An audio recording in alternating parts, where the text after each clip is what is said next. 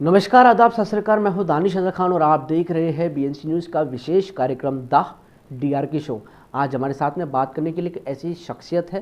ताज़ा उदाहरण आपको बता दें कि एक आंकड़े के अनुसार इस साल भी 2024 क्योंकि लग चुका है, इस साल भी जो अभी नया आंकड़ा आया है उसके अंदर ही लड़कियां ने जो है देश के अंदर रैंक की है। देश की ग्रोथ के अंदर जो है लड़कियों की एक अहम भागीदारी इस साल भी देखी गई है। पिछले साल की अगर हम बात करें तो अलग अलग सेक्टर के अंदर भी जो है लड़कियों ने जो है अपनी बोल सकते हैं कि अपना रुतबा कायम किया है। बात बुरहानपुर की कर ले तो 2024 के फर्स्ट में ही हम बात कर रहे हैं बुरहानपुर की बेटी जिन्होंने बुरहानपुर का नाम बल्कि हम बोल सकते हैं दुनिया के अंदर जो है रोशन किया है। हम बात कर रहे हैं योगिता वर्मा। बहुत बहुत स्वागत है। Thank you sir. मैडम ये बताइए कि आपका जन्म कहाँ हुआ, शिक्षा जो प्रारंभिक शिक्षा होती है वह कहाँ तक हासिल की, और थोड़ा सा बैकग्राउंड के बारे में बताइए। सर सबसे पहले तो मैं अपना नाम बता देती हूँ। मेरा नाम योगिता रामगोपाल वर्मा है। मैं मध्य प्रदेश के बुरहानपुर जो है डिस्ट्रिक्ट की निवासी हूँ। मैंने अपनी जो स्कूली शिक्षा है, प्रारंभिक शिक्षा, हायर स्कूल जो भी है, हायर सेकेंडरी सभी जो है बुरहानपुर में ही कंप्लीट करी। बुरहानपुर के अंदर जो सेवा सदन महाविद्यालय है वहाँ से मैंने अपनी स्कूलिंग कंप्लीट करी 12th तक। उसके बाद मैंने अपना ग्रेजुएशन जो है सेवा सदन महाविद्यालय से ही कंप्लीट किया। वहाँ से मैंने बीएससी कंप्यूटर साइंस में अपना स्नातक कवर किया है।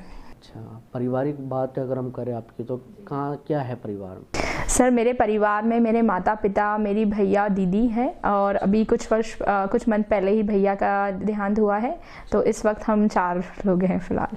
तो भैया के देहांत की वजह कुछ?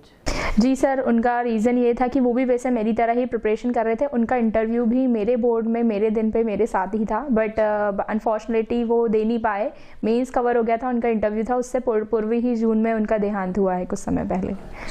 और परिवार का काफ़ी सहयोग रहा है। जैसा कि जानते हो सबसे पहले मैं आई थिंक बोलूँगी भैया का ही मुझे सपोर्ट था, जिसके कारण मैं यहाँ पर हूँ, उन्हीं के कारण हूँ।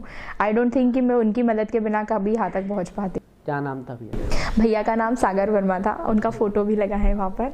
बहुत ज़्यादा मतलब बहुत मेहनत जी, बहुत यंग थे। ही वॉज जस्ट मतलब मुझसे 5 साल बड़े थे। 29 उनकी एज थी और काफ़ी इंटेलिजेंट थे। He was passed out from Delhi technological university. उनकी स्ट्रेटजी, उनकी टेक्निक्स बहुत अच्छी थी और वो मुझे वही पढ़ाया करते थे। अच्छा, आपको वही पढ़ाते थे, उन्हीं की वजह से आप यहाँ तक के पहुँचे हैं। अच्छा, परिवार की पापा की मम्मी की बात करें तो वो भी कोई यूपीएससी एमपीपीएससी? जी, पापा तो वैसे है ना पुलिस, मध्य प्रदेश पुलिस में है, हेड कांस्टेबल के पद पर है। तो पापा के कहीं ना कहीं पापा का ही आइडिया था, उनकी ही सोच थी कि वो हमेशा से अपने अधिकारियों को देखते थे, उनसे बहुत कुछ सीखते थे। तो उन्होंने पहले तो दीदी को दिल्ली भेजा, तो उन्होंने दिल्ली में दीदी ने यूपीएससी की प्रिपरेशन करी कुछ समय तक। फिर दीदी से मुझे भी मार्गदर्शन काफ़ी मिला, दीदी ने मुझे काफ़ी गाइड किया। जब मैं 10th क्लास में थी तो ये दिल्ली में प्रिपरेशन कर रहे थे, तो इनको देख के मुझे काफ़ी मोटिवेशन मिला कि यार आईएएस जैसी भी कोई चीज़ होती है, स्टेट पीसीएस जैसे भी कोई एग्ज़ाम्स होती है। तो दीदी ने भी आई विल बताना चाहूँगी कि उन्होंने भी इस एग्ज़ाम का इंटरव्यू दिया है और वर्तमान में अभी कुछ दिन बाद उनकी मेंस भी है इसी एग्ज़ाम में। चलिए, हम भी आशा करते हैं कि दीदी भी सफल हो जाए आपकी तरह। तो अब क्या गोल क्या है आगे? सर अभी तो वर्तमान में जैसा मेरा इस पद पे चयन हुआ है, तो मैं अभी तो फिलहाल तो इसकी ज्वाइनिंग का वेट करूंगी। जब भी पहले तो इसकी नरोना एकेडमी में, जैसा भी आपको पता होगा, एमपी नरोना एकेडमी बहुत फेमस है स्टेट सिविल सर्विसेज के ट्रेनिंग के लिए। तो वहाँ पे मेरी 45 दिन तक ट्रेनिंग होगी, 45 डेज। उसके बाद मेरी कुछ डिपार्टमेंटल ट्रेनिंग होगी, पर उससे पूर्व अभी वर्तमान में मेरा 2023 का भी प्रीलिम्स क्वालिफाई हुआ है, तो उसका भी मेंस का भी मेरा मार्च में मेंस है, तो मैं उसकी प्रिपरेशन में लगी हूँ। अच्छा, तो योगिता जी, जैसे हमने अक्सर देखा है कि कई लोगों के पास काफ़ी ज़्यादा अमीर होते हैं, पैसा होता है, पैसे की दिक्कत नहीं होती, लेकिन फिर भी पढ़ाई के अंदर कुछ ना कुछ दिक्कतों का सामना करना पड़ता है। तो ऐसी कोई सिचुएशन आपके सामने?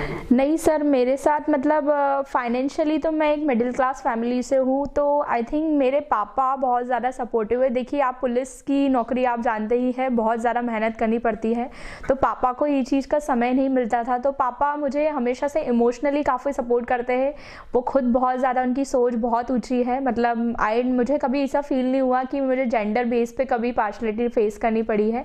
मेरे पापा ने मुझे हमेशा से एक लड़के की तरह रखा है और उनकी सोच हमेशा यही रही है कि जैसा बेटा रहा है वैसी बेटी उनसे भी आगे बढ़े। इनफैक्ट इनफैक्ट मेरी पूरी फैमिली की सोच ऐसी है।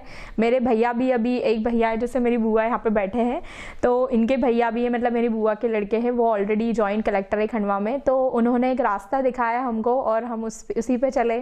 तो एक होता है ना, एक बहुत अच्छी सेइंग है कि the best example is to be a sermon. तो इसका मतलब होता है कि सबसे बड़ा एग्जाम्पल ये होता है कि आप खुद उस चीज़ का एग्जाम्पल बनो। तो भैया ने बिना कुछ बोले वो चीज़ कर दिखा दी, तो हम उन्हीं को देख के आगे बढ़े हैं और उन्हीं का मार्गदर्शन रहा है थोड़ा बहुत।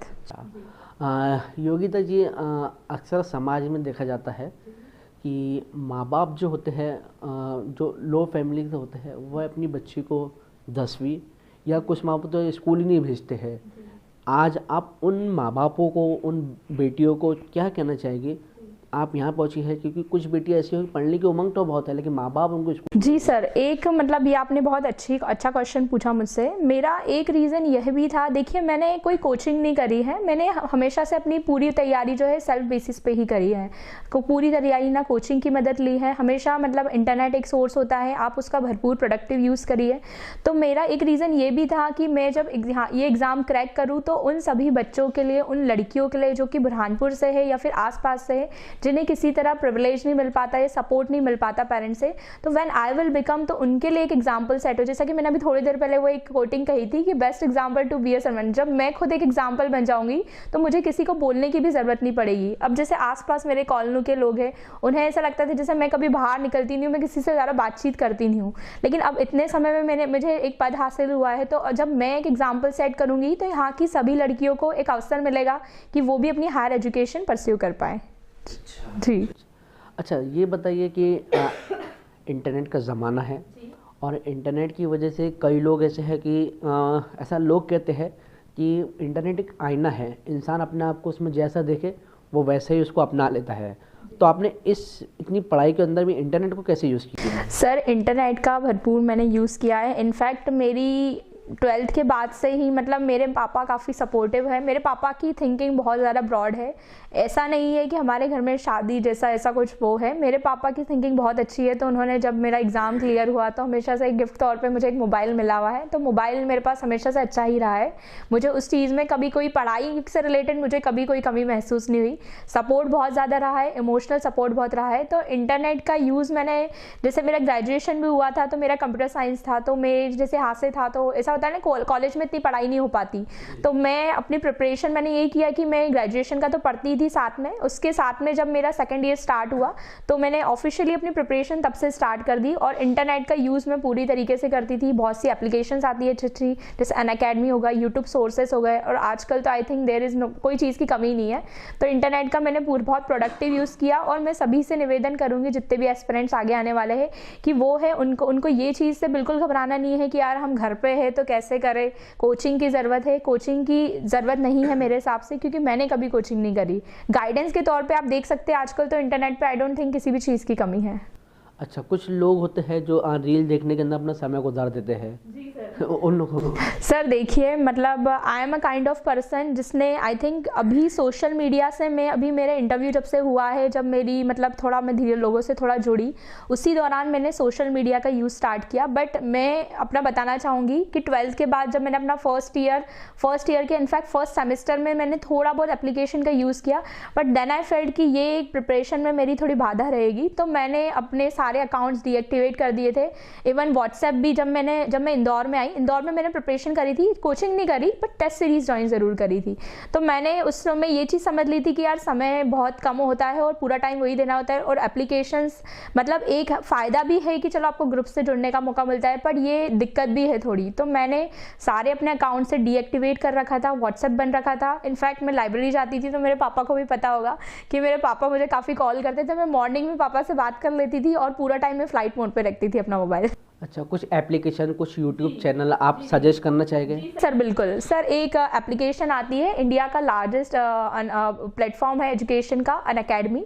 आप अनअकैडमी का, मैं कोई पब्लिसिटी नहीं कर रही हूँ, मैं पहले ही बता दूँ, it is a very good application. बिना सब्सक्रिप्शन के आप अच्छे अच्छे लेक्चर्स देख सकते हैं, बहुत अच्छे। रोमन सैनी इज़ द को फाउंडर ऑफ दैट एप्लीकेशन, तो वो बहुत अच्छी ऐप है, तो आप उससे पढ़ सकते हैं सारे सब्जेक्ट। आप जिस पे भी आप सेलेक्ट करेंगे, यूपीएससी बोलो, पीसीएस, स्टेट पीसीएस बोलो, आरआरबी, व्हाटएवर। यूट्यूब चैनल भी बहुत सारे, यूट्यूब भी सर बहुत से है। जैसे अभी अपन इंदौर जाते हैं तो बहुत सी कोचिंग अकेडमीज होती है, तो बहुत सी अकेडमीज होती है, तो उनके अपने अपने वो बने होते हैं चैनल्स, तो आप उसका भी यूज़ कर सकते हैं। डिपेंड करता है कि आप कौन सा सब्जेक्ट पढ़ रहे हैं। जैसे हर कोई जैसा होता नहीं किसी सब्जेक्ट का, जैसे कोई कोचिंग ये सब्जेक्ट कवर करवा रही है तो वो डिपेंड करता है, तो आप उसको सेलेक्टिव रखे हैं। और सोर्सेज प्लीज़ मैं बोलूँगी कि थोड़े लिमिटेड रखें, ज़्यादा सोर्सेज ना रखें, क्योंकि एग्जाम टाइम पर रिविजन में करने में बहुत दिक्कत आ जाती है नहीं तो वो चीज़ मैं सजेस्ट।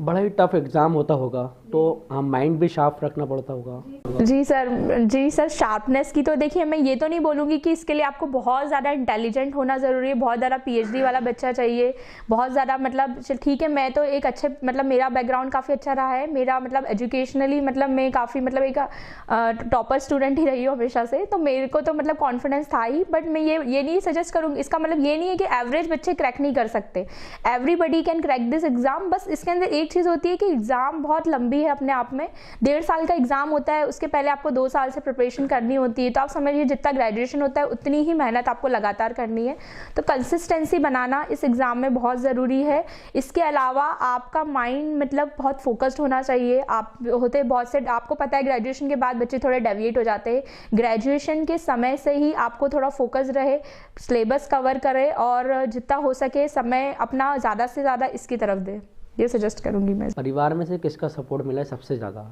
सर माता पिता का सपोर्ट का तो कोई मतलब कोई रिप्लेसमेंट ही है। पापा मेरे बहुत सपोर्टिव है, पुलिस विभाग में भले ही है, लेकिन मेरे पापा की सोच मतलब अधिकारियों से कम नहीं है, उनकी सोच भी वैसी है और वो चाहते हैं कि उनके बच्चे भी अधिकारी बने। तो पापा का सपोर्ट और मम्मी का सपोर्ट, तो मेरी मम्मी ऑब्वियसली, मेरी मम्मी मतलब जॉब तो करते नहीं, हाउसवाइफ है, बट बचपन से उन्होंने मुझे पढ़ाया है, तो इसके कारण मैं थोड़ी इंटेलिजेंट भी हमेशा से रही हूँ। और घर में छोटी हूँ तो ऑब्वियसली पैम्पर्ड बहुत ज़्यादा हुई हूँ, तो उसमें कोई समस्या आई नहीं है, सपोर्ट पूरा भरपूर था। दीदी मेरी जो है मतलब अभी वो वर्तमान में मतलब सिविल सप्लाईज में सहायक पद पर है, इनका सपोर्ट बहुत रहा है, इनके सेक्रीफाइसेस का कोई वो ही नहीं है, बहुत सपोर्टिव है। और इनफैक्ट ये मैंने बताया दिल्ली से पढ़े हुए हैं, तो दिल्ली से ने यूपीएससी की प्रिपरेशन करी, तो इनका मार्गदर्शन अच्छा रहा। और मेरे जो भैया है, मेरे कुमार शानू देवरिया है उनका नाम, मतलब मेरे बुआ के लड़के हैं, ये ऑलरेडी जॉइंट कलेक्टर है। तो एक होता है ना रास्ता दिखाना, तो रास्ता इन्हीं ने दिखाया, बाकी इन सब ने सहायक के तौर पे हमेशा वो की है। और जो होता है प्रिपरेशन में हेल्प, तो वो मेरे रियल भैया ने की है, सागर भैया ने। योगिता जी, इसमें एक सवाल मैं और जानना चाहूँगा, जो युवा यूपीएससी, एमपीपीएससी या सिविल सर्विसेज जो तैयारी कर रहे हैं, उनको क्या आप 2 बातें कहना चाहिए?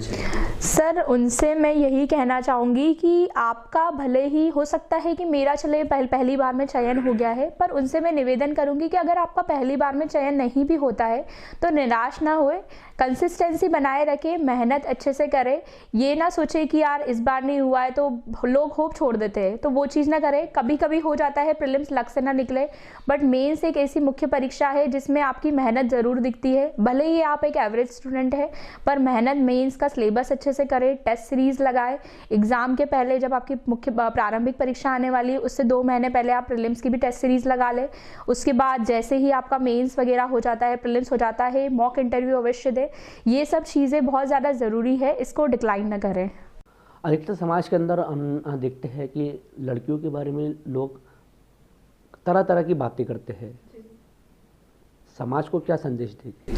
सर समाज को मैं ये संदेश देना चाहूँगी, इनफैक्ट मेरे आसपास के जितने भी लोग, जितने भी माता पिता हैं, जितने भी बच्चे हैं, उन सभी को मैं ये सजेशन देना चाहूँगी कि आप एक लड़की है, इसका मतलब ये नहीं कि आप आगे नहीं बढ़ सकती।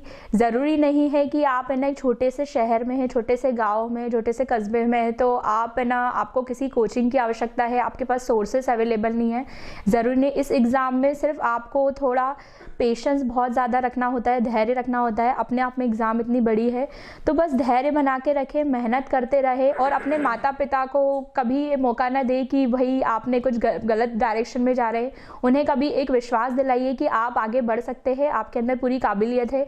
अगर आप उनको एक बार विश्वास दिला देते तो वो आप पे भरोसा ज़रूर करेंगे। तो मैं उन बच्चों से भी मतलब एक निवेदन करूँगी कि वो जो है मेहनत करे, खुद से कोचिंग के बिना भी वो सेल्फ से प्रिपरेशन स्टार्ट करे और अपने माता पिता का सपना ज़रूर साकार करे। चलिए, बहुत बहुत शुक्रिया योगिता जी हमसे बात करने के लिए। तो आपने देखा बुरहानपुर के रहने वाली बुरहानपुर की बेटी, जो कि एक हेड कांस्टेबल की बेटी है, उन्होंने आज अपना नाम और बोल सकते हैं बुरहानपुर का नाम भी इंडिया के अंदर रोशन किया है अपनी मेहनत से, अपनी लगन से। ऐसी और भी खबरों के लिए आप देख सकते हैं बीएनसी न्यूज़। अगले हफ्ते फिर होगी किसी नई शख्सियत के साथ मुलाकात। जब तक कि आप लोग देखते रहिए बीएनसी न्यूज़। नमस्कार।